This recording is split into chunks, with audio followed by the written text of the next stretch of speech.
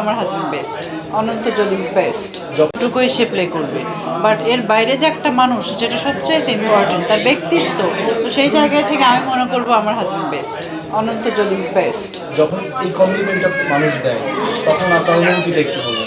সেটাই তো বলছি, এটা তো অনেক ভালো লাগে। আর সবচেয়ে বড় কথা, আমি তার সাথে থাকি আজ, তার সাথে আমার পথ চলা 17 বছর। এই সামনের মাসে সেপ্টেম্বরে 14 বছর হবে বিবাহ বার্ষিকী। তো অ্যাডভান্স কংগ্রেচুলেশন বললাম 14 বছর। তো তো আমি তো জানি যে উনি কেমন। তো আমার সন্তানের বাবা, আমার হাজব্যান্ড, আমার কাছে মনে হয় যে আমি জানি না আর কে কেমন আছে, আমার কাছে বেস্ট আমার হাজব্যান্ড।